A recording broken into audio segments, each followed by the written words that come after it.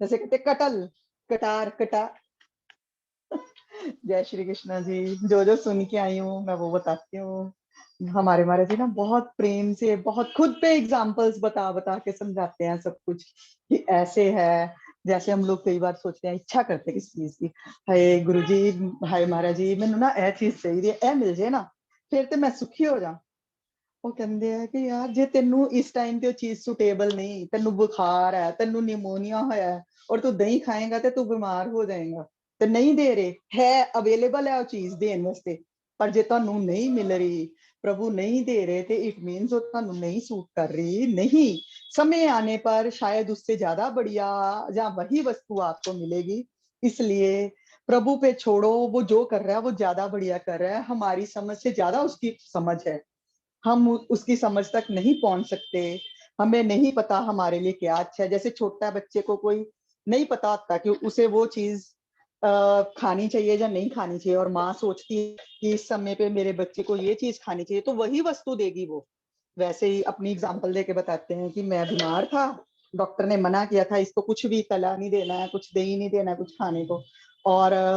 बाहर था तो दही बड़े बन रहे थे और मैं उछल उछल के देख रहा था कि वाह वाह वाह वाह, आज तो माता ने दही बड़े बनाए, और माता को पता है मेरे को प्रिय है, मेरे लिए अलग से रखती है, मेरे को देती है। पर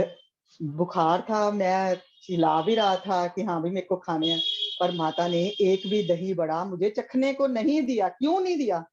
उस समय तो बचपन था, समझ में नहीं आ रहा था ना क्यों नहीं दिया। उस पे आज भी हो रहे थे माँ पे कि हाँ भाई मेरे को खाना है, आपने बनाए भी हैं, पड़े भी हैं,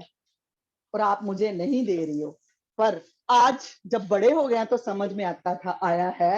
कि डॉक्टर ने मना कर रखा था कि इसको दही बड़ा दोगे तो इसकी तबीयत और खराब हो जाएगी, इसको नहीं देना है,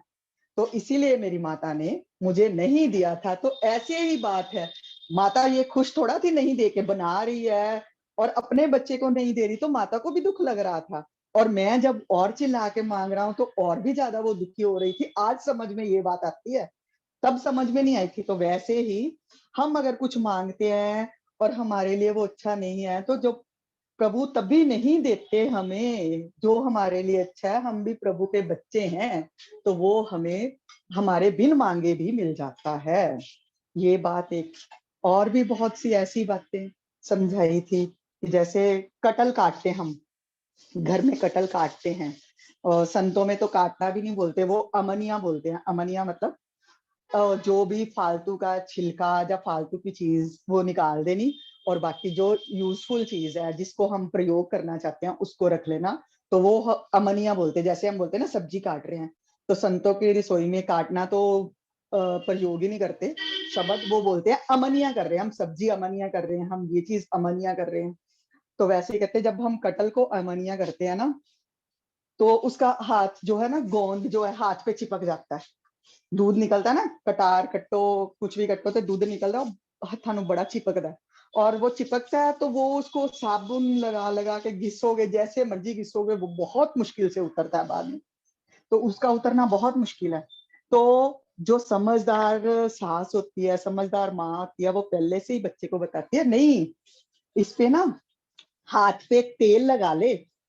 हाथ पे तेल लगा ले, तो वो जो है उसका दूध नहीं चिपकेगा कटल का, आराम से कटल अमनिया भी कर लोगे और दूध भी नहीं चिपकेगा, और कुछ भी ऐसा नहीं होगा। तो वैसे ही संसार में रह रहे हो तो प्रभु नाम का अमनिया अपने दिल पे लगा लो, और प्रभु नाम का तेल अपने दिल पे लगा लो, प्रभु नाम का प्रेम अपने दिल पे लगा लो, तो संसार नहीं चिपकेगा। इतनी मतलब कैसे कैसे हर रोज के उपयोग की वस्तुओं को बता बता के ना एग्जाम्पल से के, और सच में कितनी अच्छी बात है कि प्रभु का प्रेम ही अगर हृदय से चिपका के रखोगे तो कोई द्वेष, कोई कुछ भी कैसे वहां पे आ पाएगा। और अगर वहां पे हृदय में द्वेष, ईर्षा, ये चीजें चिपका के रखोगे तो प्रेम जहाँ प्रभु कैसे टिक पाएगा। हम पे ही है, हम किसे अपने हृदय में वास देना चाहते हैं, प्रभु को, रमन बिहारी जी को, गुरुदेव को, अपने परमात्मा को, जहाँ इस दुनिया को, ये हम पे है। जिस चीज के साथ जिसको हम अपने हृदय में रखेंगे तो दूसरा खुद ब खुद दूर हो जाएगा। और एक और इस बार नहीं दी, ये एग्जाम्पल मेरे को बहुत अच्छी लगती है, जो मतलब जिसके कारण बहुत पूरी लाइफ चेंज हो जाती है। ये वाली एग्जाम्पल एक बार दी थी, किसी ने क्वेश्चन पूछा था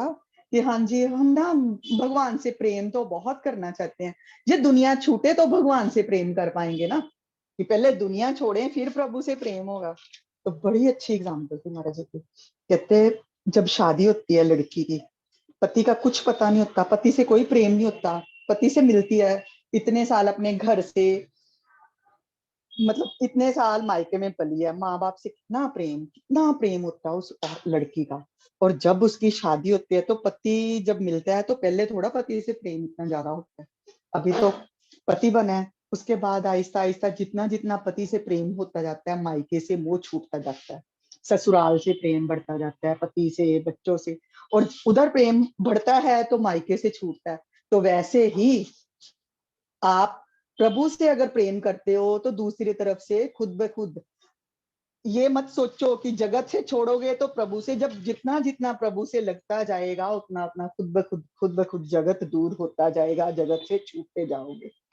और बहुत कितना आसानी से बता दिया ना, भगवान से प्रेम करना कितना आसान है। नहीं तो हम लोग भी तो सोचते हैं हाय ध्यान लान बनने, रब्बा लग रहा ही है नहीं की करिए, वो सब तो वधिया यार, सब तो वधिया, कोई रिश्ता बना लो ਉਹਦੇ ਨਾਲ,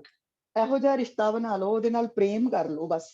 प्रेम का रिश्ता, ਉਹਨੂੰ पुत्र बना लो, रमन बिहारी को बेटा बना लो, बाप बना लो, कुछ भी बना लो, वो तो तैयार है और वैसी निभाता भी है, जैसा जैसा मान के हम उसको उसके साथ रहते हैं ना, तो वैसी ही वो निभाता भी है।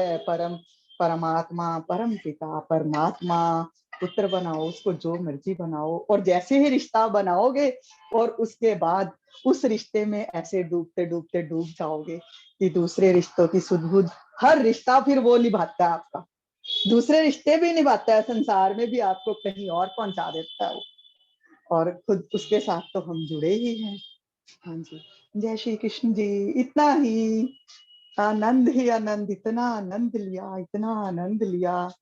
कहते हैं ना कि संतों की संगत में जाते हो तो उनकी वाइब्रेशंस ही ऐसी निकलती हैं, वाइब्स।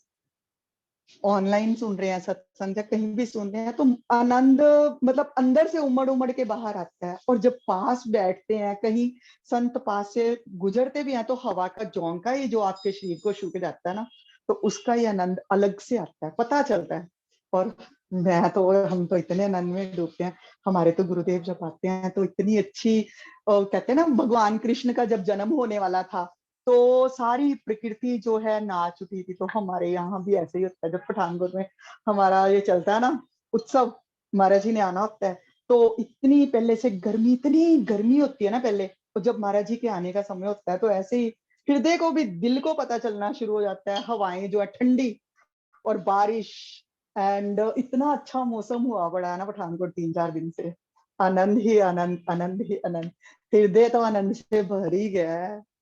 हर जगह आनंद ही आनंद फैला। हाँ जी, जय श्री कृष्ण जी।